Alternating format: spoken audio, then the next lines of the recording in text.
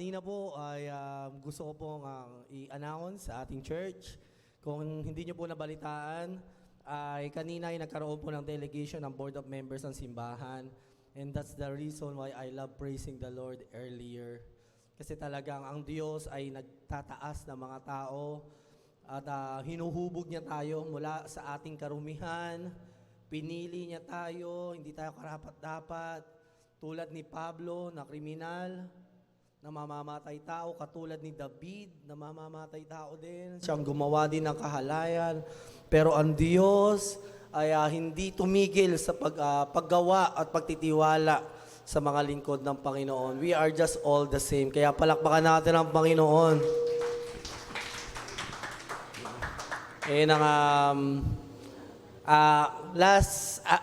New Year, hindi kami magkasama ng asawa ko na nag-celebrate New Year kasi sabi ko, gusto ko lang sulitin natin na pwede pa natin kasama yung parents natin. So, kasama ko doon yung family ko, kasama naman niya yung father niya. Tapos, nung mga 12 na, papunta na ako sa kanila, siguro mga 12:15 or 12:30. So, nagda-drive ako. Tapos, pinatugtog ko yan, praise! And I was crying to the Lord. Sabi ko, Lord, natapos tong taon, Panginoon. Nagtagumpay tayo, nanalo tayo, Panginoon. Ayun yung sinasabi ko sa kanya, umiiyak ako sa kanya. Sabi ko, Lord, nanalo tayo, Panginoon. Natapos tong taon, Panginoon, na lahat ng, hindi naman lahat, no? Yung mga mahalagang panalangin ko, talagang pinapakinggan mo. At alam ko na yun din ay patuloy na gagawin ng Panginoon sa buhay ng bawat isa. Amen? Sige, tayo po muna ulit tayo lahat at tayo mananalangin.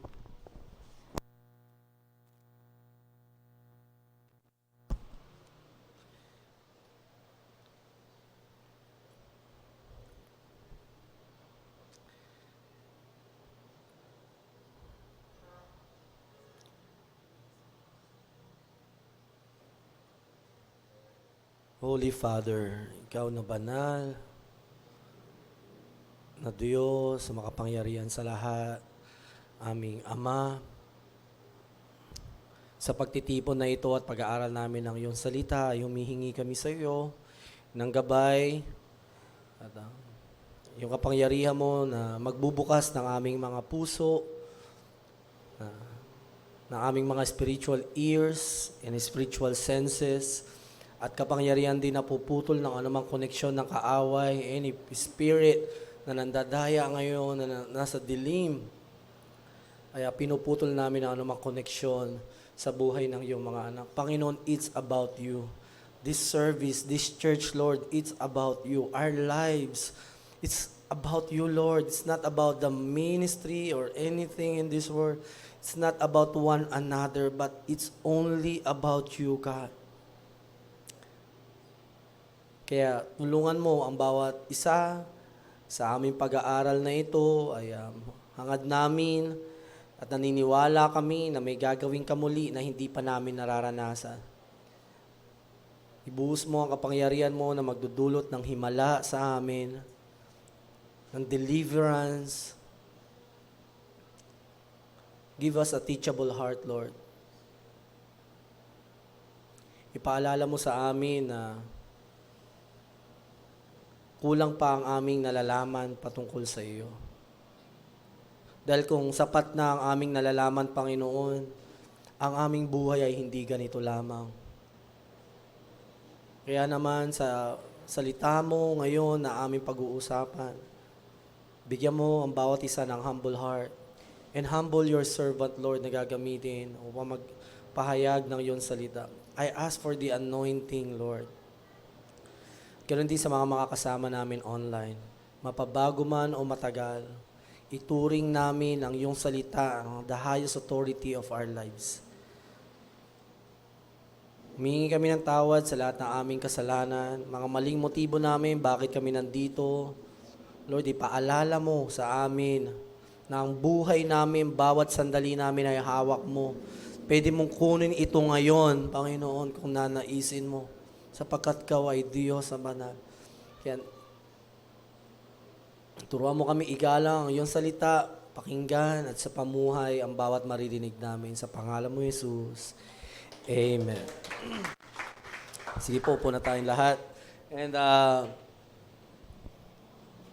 our God is alive. How can I keep it inside?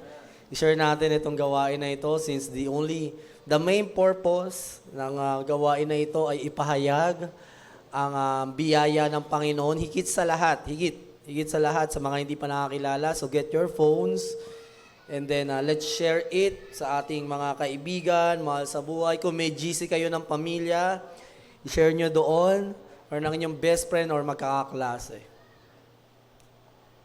At pwede mo sabihin, panoorin mo to. Yan. Magandang hapon din sa mga kasama na namin online. God bless you. Kung nasaan ka man, ay umupo ka sa isang tabi. Huwag kang malikot. Baking ka mo maigi, kumuha ka ng panulat at naniniwala tayo na may sasabihin sa atin ng Panginoon. Higit sa pinaghandaan ko. Siyempre, kung ano yung inihanda ko, yun yung masasabi ko, pero may tinig ang Panginoon. May sasabihin siya na para lang sa'yo, specifically. Hindi para sa katabi mo o para kanino, kundi para lang sa iyo. So, sabihan nyo kung na-share na ninyo. Kailangan na palitan yung natin, no? Yung microphone natin. Sa ating team ngayon, pinag-uusapan natin ay sino ang Diyos. So, for 3 months, iikot lang tayo at pag-uusapan natin kung sino ang Panginoon. Pero kulang ang 3 buwan para pag-usapan, makilala ng buo kung sino ang ating Diyos. Pero, nararapat lang naman, di ba? Sa ilang linggo na meron tayo, sa isang buong taon, ay maglaan tayo ng mahabang panahon para pag-usapan kung sino ang ating Diyos. At last week, kung natatandaan ninyo, ano ang mensahe ng Panginoon na isinalarawan sa atin? Sino ang Diyos? Last week, sa mga nakakatanda. Iyan, the bridegroom. Ang Diyos na nag-aantay sa atin. Ang rapture ay isang imahe ng pagkikita ng long lost loved ones. Yung inaantay-antay niya na makasama niya sa wakas, ang kanyang church. At ulitin ko sa inyo, ang susunduin ng Panginoon ay hindi lang isang tao, kundi isang grupo ng tao. Sinong grupo kaya yon sa tingin nyo? Iglesia ni Cristo. Ayun nga, iglesia means church. Diba, Gary? Malinaw sa iyan, ha? Alam mo yan. So, last week, dinoktrinahan namin kayo. So, ngayon naman, ang pag-uusapan natin ay ang ating Diyos, si Jesus, as the forgiver. So, sabihin sa katabi mo, ang Diyos na nagpapatawad.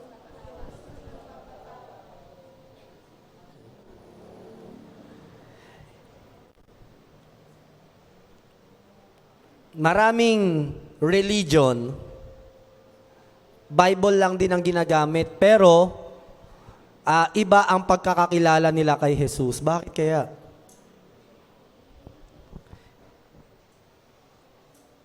Basahin natin sa Matthew chapter 9, verse 14 to 15.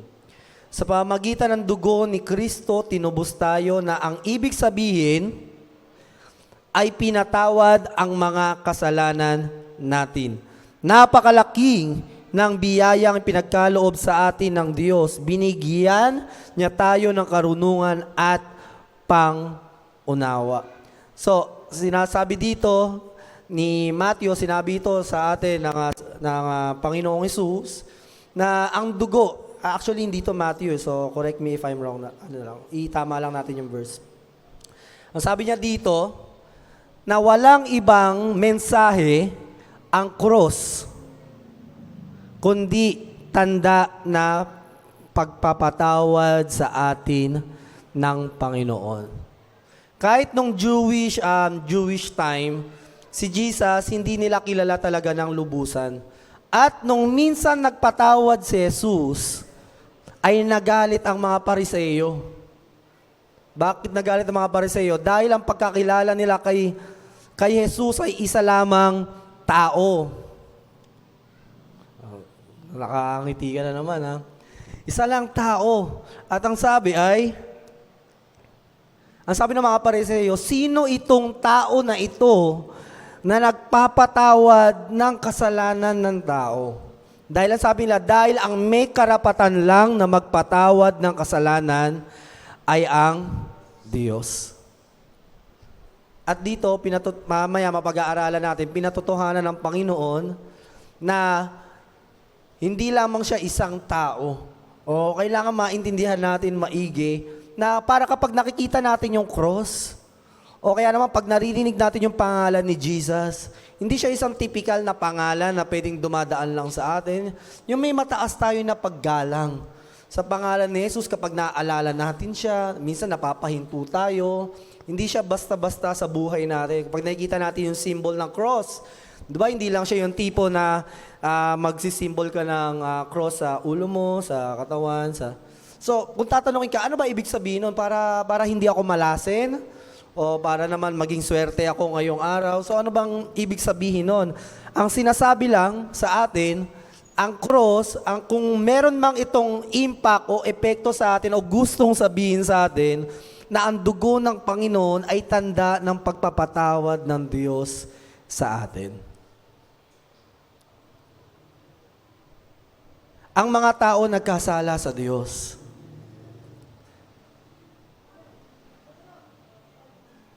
At kapag humingi tayo ng tawad sa Panginoon, hindi niya tayo basta-basta patatawarin lang. Kasi kapag nagkasala ka at humingi ka ng tawad, lumalabas doon na parang wala kang hustisya. Bakit ganon? Pinapalagpas mo lang yung pagkakamali. Halimbawa, isang magnanakaw.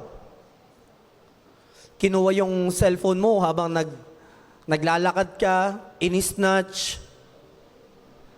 Pagkakuha niya ng cellphone mo, humingi siya pinahabol mo, nahuli siya at sinabi niya, sorry na. Sorry po, patawarin niyo po ako sa kasalanan ko. Ikaw ba, kung tatanungin kita, patatawarin mo ba? Patatawarin mo? Depende sa cellphone. Siguro kung hindi iPhone or mga high-end na cellphone, okay lang yan. Pero kung high-end dyan, tas lalo na nabagsak, di ba?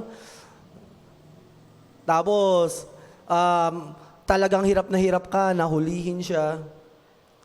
Tas hihingi ka lang ng sorry, baka sabihin mo yun, sorry lang. Halimbawa na lang, may nakagawa ng mali sa'yo, tumingi ng tawad. Madali ba magpatawad?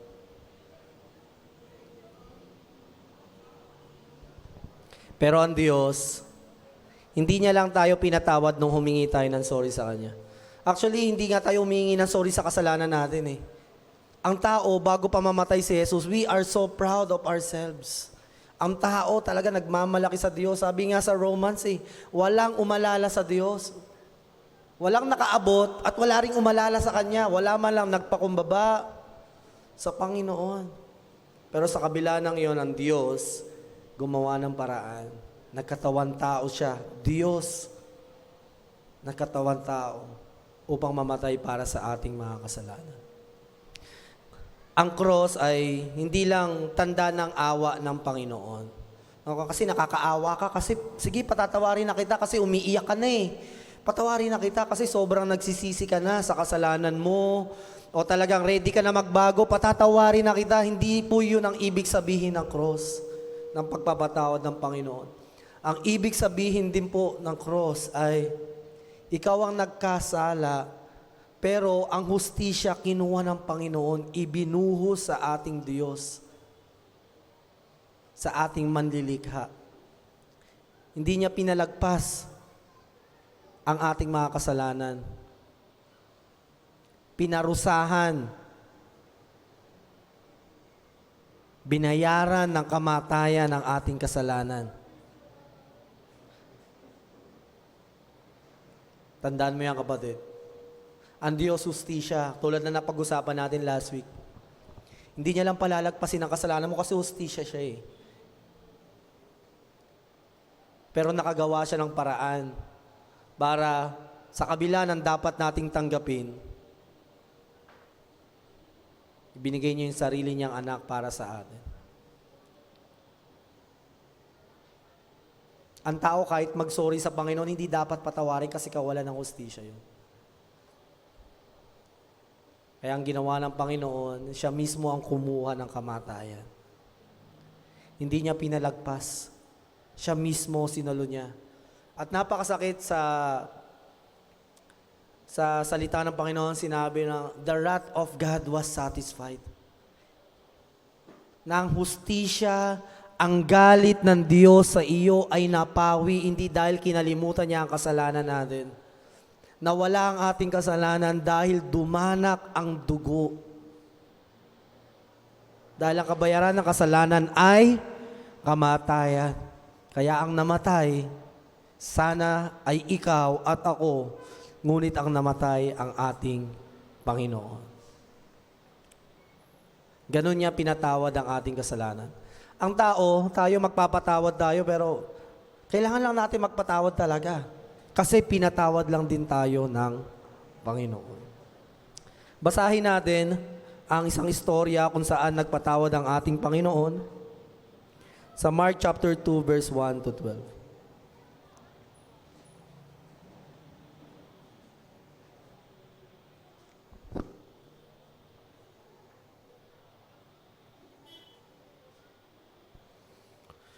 Pagkalipas ng ilang araw, bumalik si Jesus sa Capernaum, agad namang kumalat ang balitang naroon siya.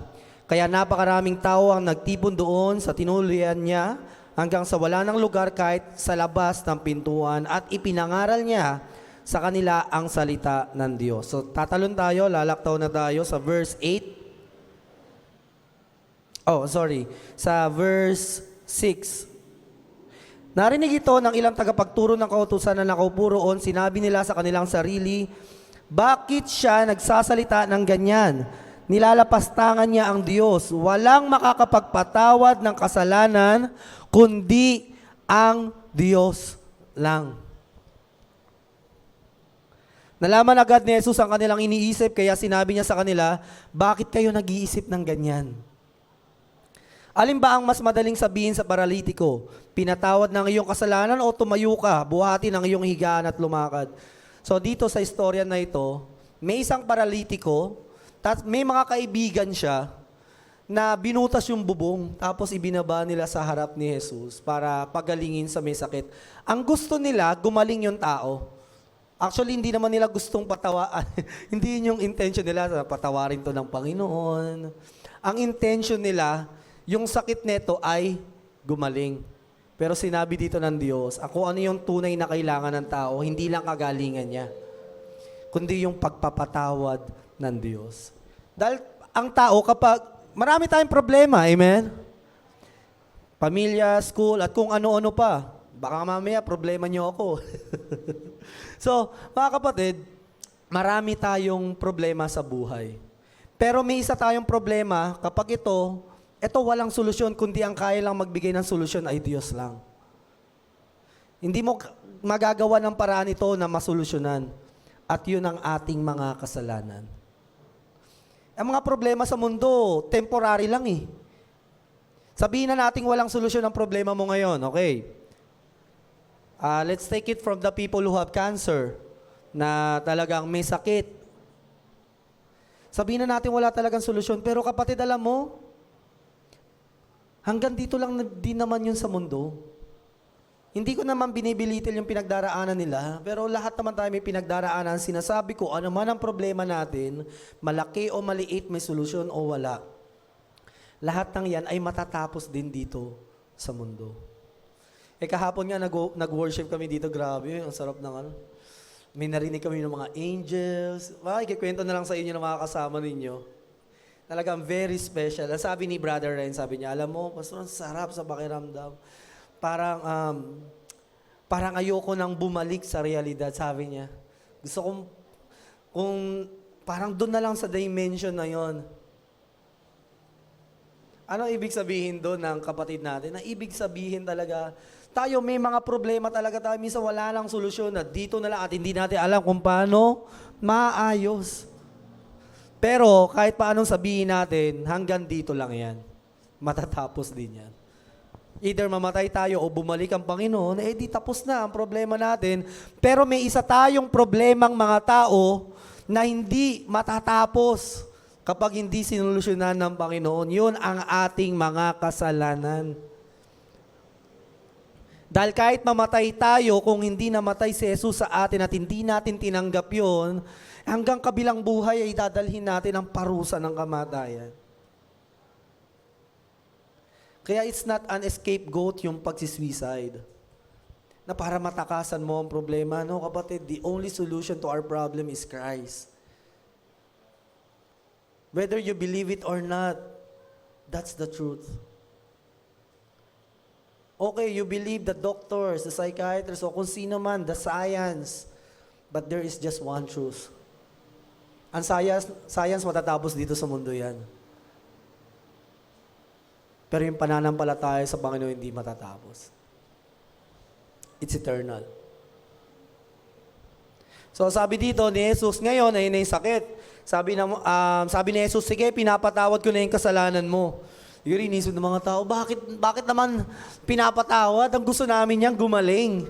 Kasi may bulag, nakakita, may pipi na nakapagsalita. Di ba? Kung ano-anong ginawang himala ng Panginoon, ang gusto nila gumaling, pero nakita ng Panginoon kung ano ang tunay na kailangan ng tao. Kapatid, kung sino ka man, kung first time mo, or bumisita ka dito, ang pinakakailangan mo ay pagpapatawad ng Panginoon. Kaya yun ang binigay ng Panginoong Jesus sa kanya. Sabi naman ng mga Pariseyo, masasama talaga mag-isip eh. Dapat, ano ba yan? Bakit nagpapatawad yan? Hindi naman yan Diyos. Ang Diyos lang ang nagpapatawad. Alam mo yung masasamang ginagawa sa atin, ng kaaway, o kahit pa sabihin na nating mga tao na nakakagawa ng mali sa atin, God can turn it into good. Anong ginawa ng Panginoon? Yung pagbibintang nila kay Jesus, nagamit na paraan ng Panginoon na ano bang mas madali? Magpatawad ng kasalanan o itong paralitiko na to makalakad? So hindi nila masagot, di ba? Ano nga naman, kung ikaw yung nasa posisyon nun, ano ba nga ba mas madali? Pero sa tao parang mas madaling magpatawad eh. Tama? Halimbawa, may isang taong may sakit sa harap mo. Tapos, pag-pray mo nga yan. Pag-pray mo na gumaling. Parang ang hirap nun, di ba? Pero sabi ng Panginoon, nagkaroon siya ng pagkakataon. Sige, kung sa tingin nyo na mas mahirap gumawa ng himala kaysa magpatawad, papatunayan ko sa inyo na Diyos ako. Di man lang niya sinabi ng direkta, pero pinatunayan niya yun ng kanyang gawa at ng kanyang kapangyarihan. Ginawa ng Panginoon, pinagaling niya yung paralitiko. At alam mo, dahil doon napatunayan, kung nakakagawa siya ng himala, Diyos nga siya, kaya niya magpatawad ng kasalanan. Sino sa inyo nagkasala? Amen. Ang sabi ng Panginoon, kung sinasabi ninyo na hindi kayo nagkasala, kayo ay nagsisinungaling. Aminin natin, nagkakasala tayo, nagkakamali at nagkukulang sa Panginoon. Kung sino ka man, nanonood. Sabi mo, hindi, mas mabait naman ako eh. Okay, mabait ka nga, pero nagkakasala ka pa rin. Yung simpleng hindi lang mag-thank you sa Panginoon pagkagising sa umaga, sa tingin nyo, maliit na kasalanan yun? Hindi, kabastusan yun sa Panginoon. Pero mo siya yung dahilan kung bakit ka gigising sa umaga. Kasi hindi mo siya maalala at magpasalamat, Lord, salamat po dahil buhay ako. Sasabihin ng iba, hindi, okay lang yun kasi ginagawa naman ng iba. Okay. Ginagawa ng iba, pero hindi ibig sabihin na ginagawa ng iba ay parang normal na bagay. Hindi porket normal ay hindi malaking pagkakamali sa Panginoon. Maliit o malaki, basta kasalanan, big deal yan sa Panginoon. Walang maliit na kasalanan o malaki. Lahat ng kasalanan, naging dahilan ng kamatayan ni Jesus.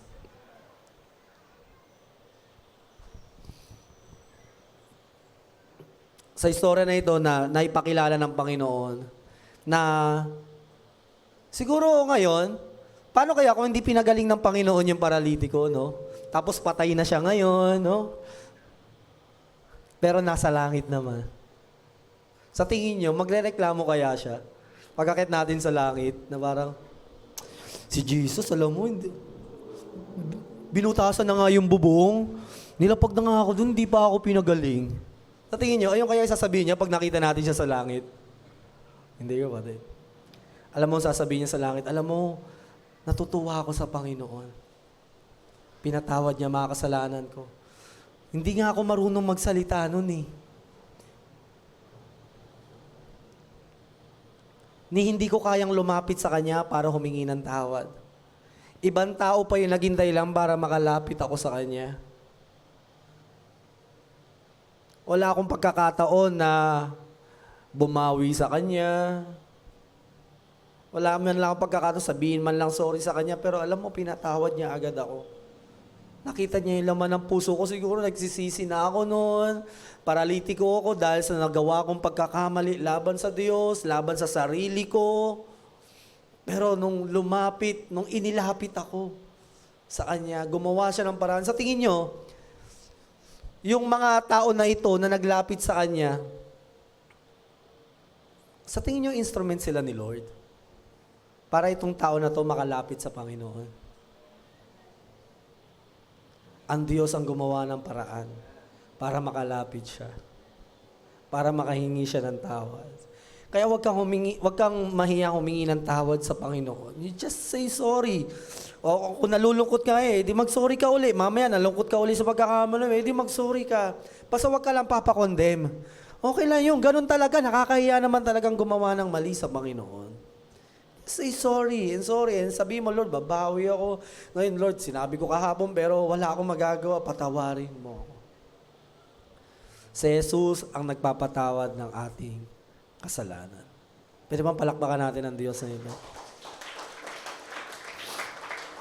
Sino sa inyo ang may kaibigan na nagdala sa inyo sa Panginoon? Taas ang kamay.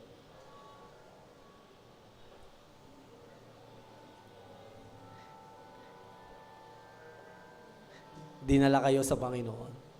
And they are God's instrument. Pahalagahan nyo yung mga tao na ito na nagdala sa inyo sa Panginoon, nagpakilala sa inyo sa Panginoon, pero alam nyo, hindi sila perfect, okay? Hindi sila perfecto. Magkakamali sila.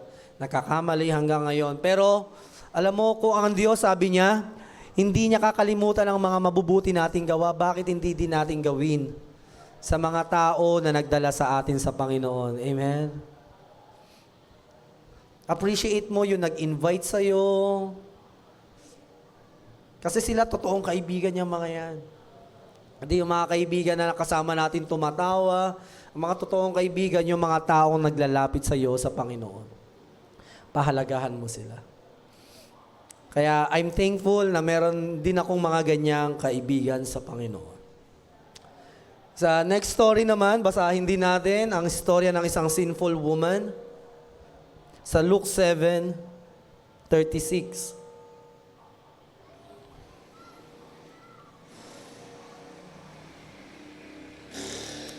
Inanyayaan si Jesus ng isang Pariseo na kumain sa bahay niya. Pumunta naman si Jesus at kumain doon. Ang bayang iyon ay may isang babaeng kilala sa pagiging makasalanan. So, etong babae na ito, parang sa barangay natin, may kilala ba kayo na pag sinabing masama sa barangay, may naiisip na kayo? Oo, loko-loko yun. Diba? Sige nga, subukan nyo isipin ngayon. Okay, kung naisip mo na kung sino yon, siya din ay may karapatang lumapit sa Panginoon. Siya ay tatanggapin ng Panginoon kung siya ay lalapit sa Panginoon. Ako rin, may isa rin ako dito sa barangay na to eh. Kilala ko yun eh. Pag nakakita ko yun, sabi ko talagang kilala talaga siya eh. Pero nakikitaan ko siya ng pag-asa pag ito nakakilala sa Panginoon. Para tong si JR eh. Napaka talagang yung glory by glory na binabago ng Panginoon. Makita mo yung... Kasi si JR, kilala rin dito sa barangay, ano, J?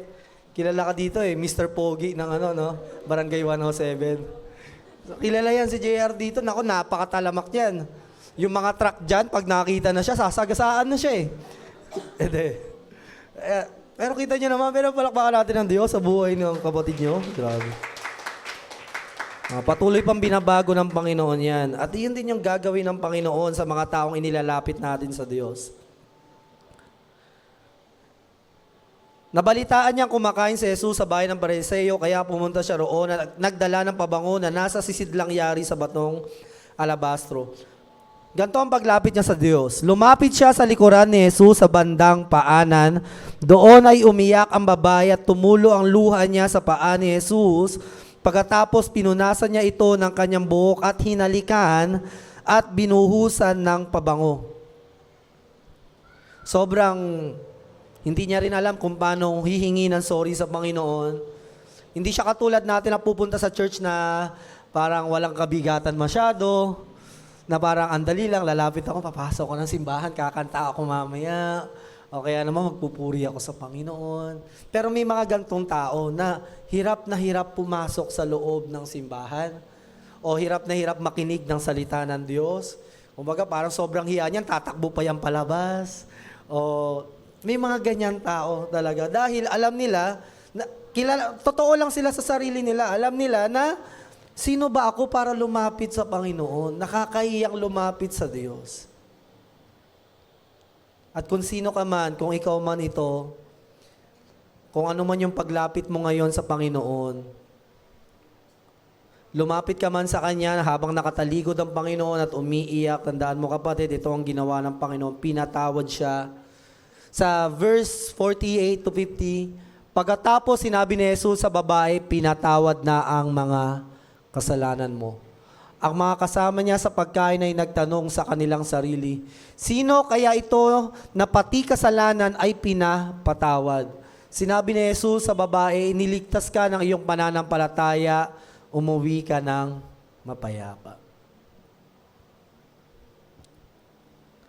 Ang gusto lang ng babaeng ito, patawarin siya ng Panginoon sa kasalanan niya. Pero ano ang tinanggap niya? Kapayapaan sa Panginoon. Isang magandang relasyon sa Diyos. Hindi lang niya naramdaman na, ay, pinatawad niya na hindi na siya galit sa kasalanan ko. Alam mo kapatid, ang tinanggap niya, pagmamahal ng Panginoon. Pero sa istorya na ito, dito, si Simon, yung Pariseo, sabi niya, bakit mo patatawarin yan? Alam mo ba na makasalanan niyang babae na yan? Talagang walang ginawang mabuti yan eh. Sa lugar na to, talagang, okay lang yan kung makulong, mamatay na. Di ba may mga ganun tayong minsan prinsipyo? Okay lang yan pag binaril ng pulis, pag pinatay na yan, kasi drug addict naman yan o kung ano man. Pero alam mo kapatid, tao pa rin yun sa Panginoon. Tao pa rin sila na inaantay ng Panginoon na magsisi sa kasalanan nila. Kaya ibahagi natin tong mabuting balita na ito. May mga taong hindi nila alam paano lalapit sa Panginoon. Ilapit natin sila sa Diyos. At nagbigay istorya ang Panginoon. Sabi niya, Simon Pedro, may isang mayamang lalaki na nagpautang. Yung isa, pinautang niya ng 500 at isa, pinautang niya ng 50. Naguluhan ako sa story. Isa, pinatawad niya sa 50 pagkautang yung lalaki. Tapos, pagkatapos naman nung, basahin ko na nga, nalito tuloy ako ibang parabola dahil. Ayan, okay.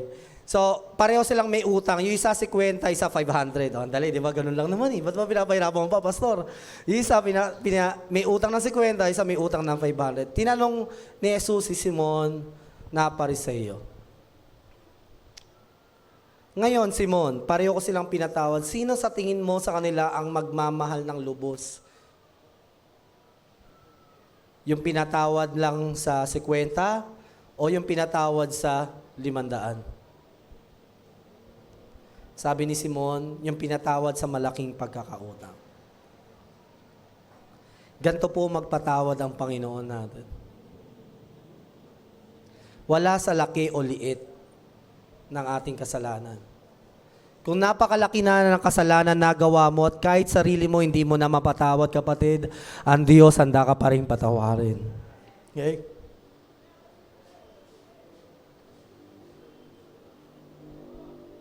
At kung malaki man yung kasalanan mo, ito'y pagkakataon ng Panginoon sa iyo para lalo siyang makakilos at mapatunayan niya sa iyo kung gaano kalaking pag-ibig ang kaya niyang ibigay para lang mapatawad ang kasalanan.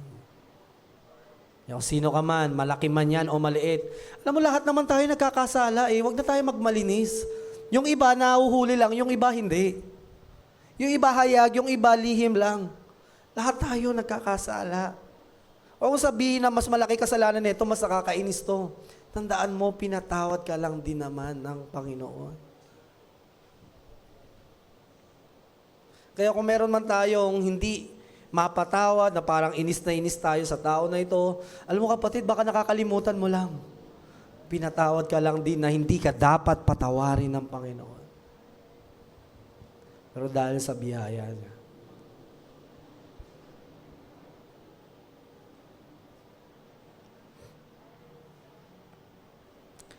Isa pang istorya ng pagpapatawad ng Panginoon is written on the, Luke 23:32 hanggang 43. Sige, buksan natin ang ating mga Bible. Hindi, basahin na lang natin itong verse na ito. Sumagot si Jesus, tinitiyak ko sa iyo, ngayon di makakasama kita sa paraiso. Ang lalaki na ito, hindi nag-ministry at hindi nagkaroon ng pagkakataon mag-ministry.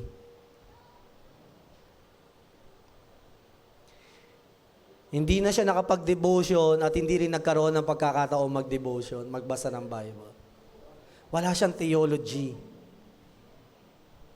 Basta ang alam niya lang na yung nakapako sa krus ay hindi dapat mamatay. Siya ang dapat mamatay pero ang namamatay ay yung taong walang sala. Naniniwala siya na si Jesus ay isang Diyos na walang sala na sa krus ng Kalbaryo. Kaya ang sabi niya, Panginoon, pagdating mo, pag ikaw ay naghari na, alalahanin mo ako. Sabi sa kanya ng Panginoon, tinitiyak ko sa iyo, bukas, isasama kita sa aking paraiso. Tama ba, kapatid? Amen? Ngayon, ang sabi. Ngayon. No reservation. Hindi niya inantay, magsisi ka muna. Gusto ko umiyak ka ng napakatagal, magsisi, magpenitensya, pahirapan mo sarili mo para naman sulit na talagang naramdaman ko yung paghingi mo ng tawad.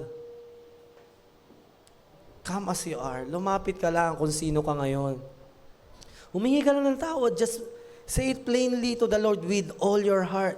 Kung gusto mo, sabihin mo yung dahilan mo, bakit mo nagawa yun. Pwede ka rin magpaliwanag sa Panginoon. Sabi mo, Lord, ito kasi nakaugalian ko ng bata ako, hindi ko rin maintindihan yung sarili ko. As long as you're honest, asking forgiveness to the Lord, ngayon din, patatawarin ka ng Panginoon. Ganyan po magpatawad ang ating Diyos. Tayong mga tao, ayaw natin agad magpatawad. Tama ba? Gusto muna natin nasasaktan, nalulungkot, umiiyak para bago natin patawarin yung tao.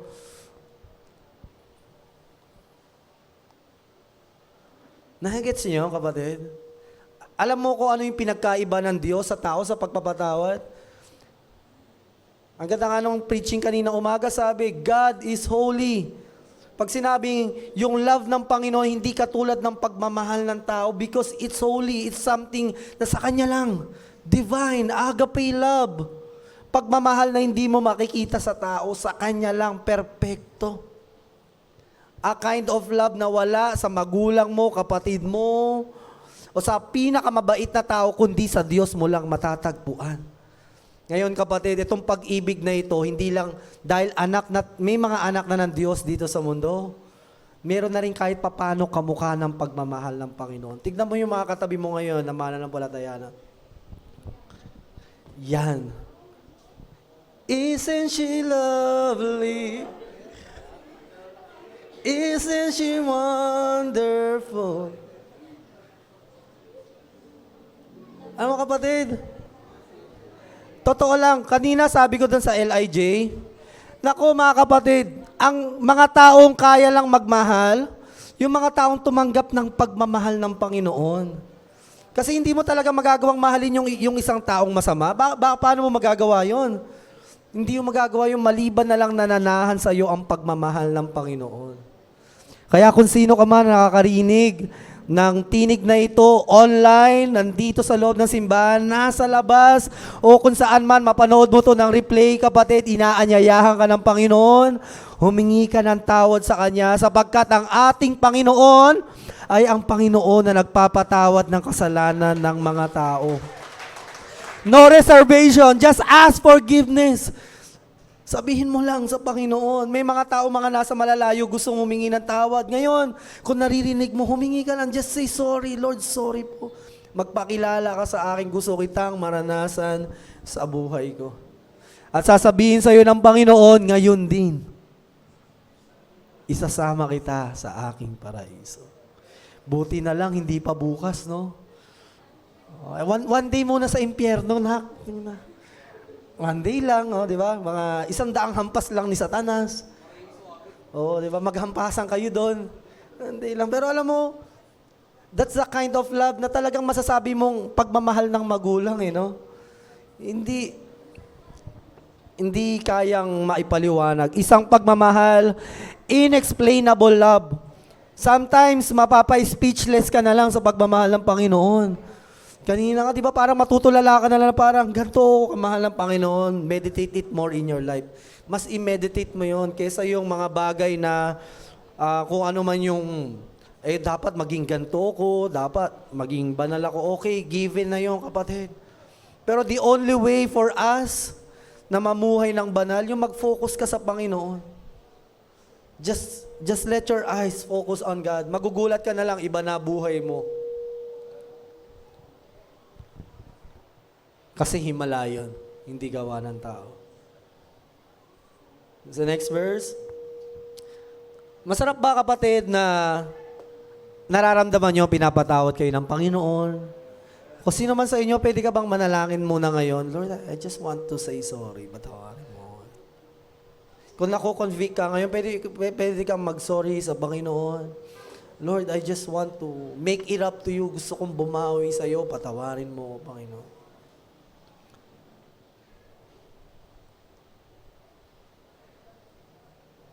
Nasa online ka man, nandito.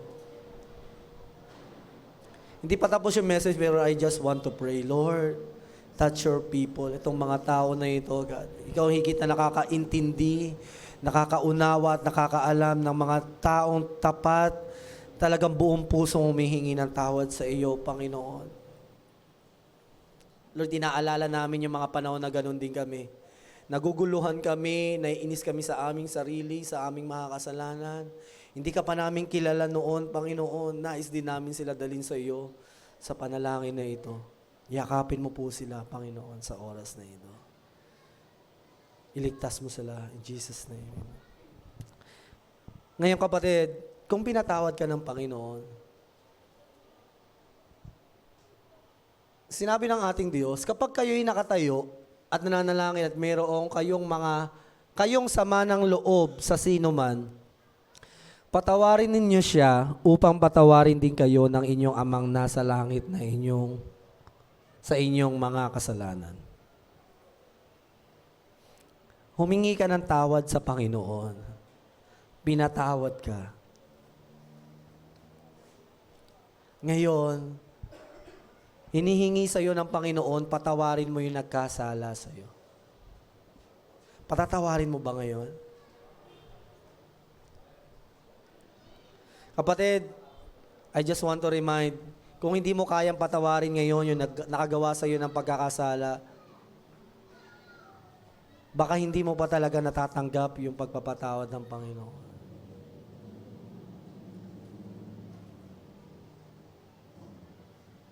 Kasi kung talagang naniniwala ka na makasalanan ka, na napakalaki na nagawa mong mali sa Diyos, hindi ka dapat patawarin, pero nung humingi ka ng tawad, nanampalataya ka kay Jesus, pinatawad ka na sa napakalaking kasalanan.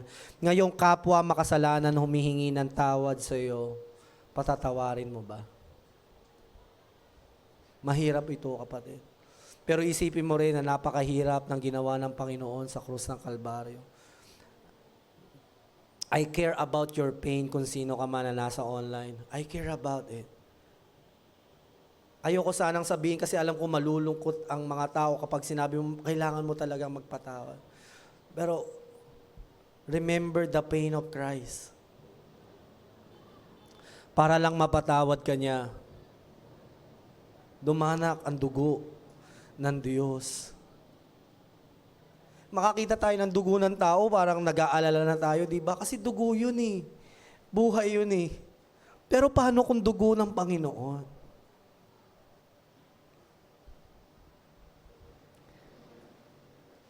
No one is forcing us to forgive someone. No, hindi kayo pipiliting magpatawad. Ang gusto ko lang isipin ninyo kung ano yung pagpapatawad na ginawa sa iyo ng Diyos.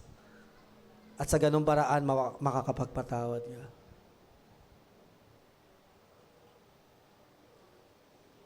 Kung hindi mo pa magawa mapatawad, isipin mo, araw-araw yung ginawa sa iyo ng Panginoon.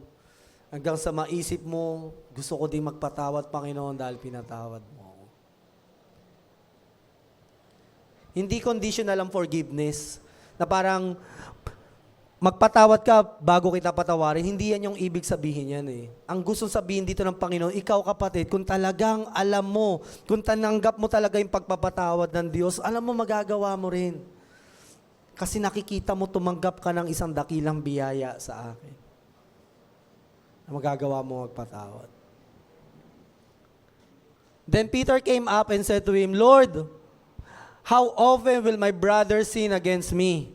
And I forgive him as many as 7 times? Jesus said to him, I do not say to you 7 times, but 77 times. Panginoon, ano ba tong brother, sister ko na to? Araw-araw, ginagawan ako ng mali. Ilang beses ko ba patatawarin? Alam mo, lumalabas yung pagiging tao ni Peter. Mahal niya si Lord eh. Sumusunod siya sa Panginoon. Kaso lumabas yung limitasyon niya. Yan Lord, hindi ko na kaya. Hanggang ilan po ba? Para pag alam ko na, kapag pag 8 na ba, susuntukin ko na din? Ano ba? Sabihin mo, Lord. Sabi ng Panginoon, hindi ko sinabing 7 beses. Kasi, meron gumawa sa inyo ng pagkakamali, matinding pagkakamali 7 times. Parang wala pa eh, no? Parang, grabe naman yun. Actually, it's like a joke eh, no? Yung tao, magawa ka nga ng isang pagkakamali, parang once a year, pwede na, quota na eh, di ba? Parang, tama na ha, isa lang. Ota ka na, mabuso ka na, uulit ka na naman. Pero ito, sinasabi ni Peter, 7 beses, ulit-ulit. Ano ibig sabihin yan? Intensyon niya talagang saktan. Oy, talagang hindi nag-iisip tong tao na to. talagang siguro, kumbaga parang sarili niya lang iniisip niya, wala siyang pakialam kung may nasasaktan siyang ibang tao, basta masaya siya, nakukuha niya yung gusto niya, kaya wala akong pakialam kahit na may nasasaktan na iba. Siguro ganito tong tao na ito, no? O talaga namang galit siya dun sa tao na sadya niyang gagawan ng mali. Ngayon kapatid, ito yung sabi ng Panginoon, Peter, hindi lang 7 beses. 77 beses. Pag 78 na, Lord, pwede. Peter, hindi na posible yun. Pero mo, 24 hours lang, meron tayo. So, matutulog ka na 8 hours. Ilan na lang natira? 16. Okay, sabihin mo nga, 16 hours na yun, araw-araw. Magkatabi ba kayo noon? Makakagawa ba siya ng pagkakamali sa'yo ng 77 times? Jesus is exaggerating at this moment na. Sinasabi niya na parang, kung ano sukatan mo, lagpas sa sukatan ng tao, magpatawad ka. Ngayon, kung may nakagawa sa'yo ng pagkakamali na lagpas na rin sa damdamin mo, kapatid, patawarin pa rin natin sa Panginoon. Pinatawad lang tayo. Inaabuso ko eh. Patawarin mo. Sinabi ba na kapag hindi ka inaabuso, yun lang yung patatawarin mo? Sobra na eh. Patawarin mo. Ang pag-ibig ay matyaga. Love bears all things, does not keep wrongdoings or records of wrongdoings. Hindi niya na binabalikan yung pagkakamali. Ito'y nagtitiwala, matyaga. Ano ba ang pag-ibig, kapatid? In 1 John chapter 4, sabi ng Panginoon, sinasabi mo, mahal mo ako. Mahal mo ako, ha? Pero yung kapatid mo, hindi mo magawang mahalin, paano yun? Halimbawa, si Mariela kanina, nagsusong lead. Kung meron mang hindi nagmamahal sa kanya, bakit? Ang tanong ko. Lalo na kung Kristiyano ka, tanungin kita, bakit? Nagsakripisyo naman siya ng oras para madala ka sa Panginoon. Ng panahon, pwede naman siyang nagde-Netflix lang, di ba? Nakikipag-date. Nonood ng TV, nakahiga. Nagpapaderma. Ano naman gawin niya? Sarili niya yun eh. Pero ang ginawa niya, nakakaya pagiging fresh niya, no? Wala, ginawa niya lang, partida, walang derma-derma. Fresh lang siya, naglingkod sa Panginoon. Tinulungan niya tayo, nadalhin sa... Ngayon kapatid, bakit? Kasi meron siyang mga infirmities, hindi siya perfect. Okay. Kasi nakagawa siya ng mali, hindi ko makalimutan, okay. So ngayon sasabihin mo, mahal mo ako. Samantalang itong kapatid mo ito, na kapwa mo lang din, na tao may kahinaan, pero sinisikap na maglingkod sa Panginoon, katulad mo, na hindi mo magawang mahalin, nagsisinungaling ka. Masakit. Pero mga Christians, brethren, kung meron hindi tayo mapatawad, bakit? Ano bang, hindi pa ba sapat yung ginawa ng Panginoon para hindi natin mapatawad? It takes time. Iba yung restoration sa forgiveness. Yung forgiveness, pwede mo agad ibigay yan. Pero yung restoration ng kung ano man na meron kayo, dadaan sa proseso, pero sinasabi sa atin ng Panginoon, magpatawad tayo.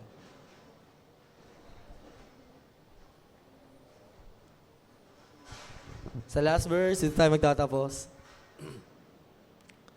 Ito ang ginawa ng ating Panginoon. Then He adds, I will remember their sins. Tatandaan daw ng Panginoon kasalanan natin, and their lawless deeds no more.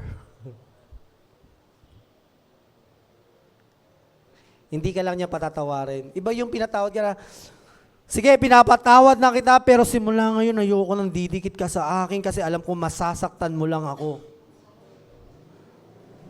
Dahil alam ko manggagamit ka, lahat na lang kinuha mo sa akin. Yung mga drama lang. Patatawarin kita, pero tama na, puputulin ko na kung anong connection natin. I will burn the bridge connecting us. Grabe. Magsosolian na tayo ng kandila nung bininyagan yung ating inaanak. Ganun ba yun? Doon ba yun? Pero ang Panginoon, hindi siya gano'n na parang, pinoforgive na kita, pero hindi kita gagamitin, ayoko. Kasi, alam mo yung ugali mo, hindi maganda eh. Hindi gano'n ang Panginoon eh. Pagkatapos kanya patawarin, kung hihingi ka ng tawad sa kanya, ipagpapatuloy niya yung magandang plano niya sa buhay mo. Ngayon, sino tayo para hindi magpatawad at hindi maging masaya sa kapatid natin na pinagpapala ng Panginoon? Matanong ko nga lang, pero syempre, as a congregation, masaya ba kayo sa mga board members kanina ng simbahan namin? Salamat kung masaya ka. Kung meron man sa inyo na parang hindi natutuwa, nagagalit, kapatid, maganda pagkatawag mo sa Panginoon, huwag kang mag-alala. Yang mga yan, yari sa akin yang mga yan, huwag kang mag-alala. Yari kami sa Panginoon. May pananagutan kami sa Diyos na harapin namin. May mga kanya-kanya kayong pagkatawa sa Panginoon. And I just want to say this, kahapon nag-worship nga kami, may narinig kaming mga angels. Grabe talaga, sayang mga nag-uwian. Sorry kung pinauwi ko kayo or hindi naman ako yung nagpa-uwi sa inyo. Sinabi ko lang kung hindi kayo mag-worship, pwede na kayong umuwi, basta mag-worship kami. Ang tagal, nakailang awit kami. Pero nung umawit na kami, grabe talaga. Narinig namin yung mga angels talaga. Alam mo yung mga narinig ko na boses specific, ako personally ito narinig ko si Beth, narinig ko si Irish, kung sino-sino yung narinig ko, pero wala sila dito. Kala ka namin si Irish nandun sa dulo, pagkabukas ng ilaw, si Micah pala eh. Sabi ko, akala ko si Irish yun nandito. Pero ang daming boses talaga. Alam mo kapatid, parang na-perceive ko, hinahanap ng Panginoon yung mga tinig na to nagpupuri sa Kanya. Bet, hinahanap ni Lord yung boses. Yung umaawin sa Kanya. Rinig na rinig ko, si Beth yun eh. Si Beth. Just worship the Lord tonight. Mag-worship ka na lang mamaya sa Panginoon. May pagkakataon mo. At ganoon ang Diyos sa atin, mga kapatid. Gustong-gusto niya, pagkatapos niya tayo patawarin sa ating mga kasalanan, gusto niyang uli marinig yung ating mga boses. Gusto niya tayong gamitin, gusto niya tayong nakikita, gusto niya tayong pagpapalain. Ganon ang ating Panginoon. Sa hindi pa nakakilala sa Panginoon, ladies and gentlemen, He is not a man on the cross alone. Hindi siya kaawa-awang Diyos. Isa po siyang mananagumpay na Panginoon na nagmamahal. Pagkatapos kanyang patawarin sa kasalanan mo, ay gagawan kanya ng mabuti, pagkakatiwalaan kanya, ibabalik niya sa iyo ang ninakaw ng kaaway, winasak at pinatay, bubuhayin muli ng Panginoon, ibabalik ang buhay mo. He will restore you without reservation. Hindi mo kailangan bumawi agad. O hindi mo kailangan bumawi sa Diyos. Kailangan mo lang magtiwala sa ating Panginoon. And this is the last verse. Bago tayo pumalakbak ng malakas sa Panginoon. For this is my blood of the covenant, which is poured out for many for the forgiveness of sins. Let's all stand up and give a round of applause to our forgiver. Oh Lord God, maraming salamat po, Panginoon. Salamat, Panginoon. Tinitignan mo kami bilang mga taong wala ng sala at hindi lang yung ibinalik mo ang magandang relasyon na meron kami sa aming Ama sa langit, sa iyo, Panginoong Hesus, at sa iyo, Banal na Espiritu. Pagpalain mo po ang church na ito. As we always remember the forgiveness of our sin, may this bear fruit for the forgiveness of the sins of those who hurt us, Lord. It is not easy. Only by your grace, God, na mangyayari ito. Only by the love of God. And Lord, thank you for your patience, Lord. Build up your love to all of us na magkaroon palagi ng pagpapatawad sa amin, na maging madali sa amin magpatawad at mahalin ang mga kapwa naming marumi, makasalanan, rebelde, na pinatawad lang din ng Panginoon. Lord, I pray for this church that we will be one in the Spirit. As we love you, Lord, we will love one another as we love ourselves. Napakabuti mo, Lord. You deserve all praise. And later on, Lord, we will sing praise to you. We will declare your glory, God. We will shout out your fame, for you deserve it. In Jesus' name we pray. Amen. Woo! Hallelujah! Praise the Lord. Praise the Lord.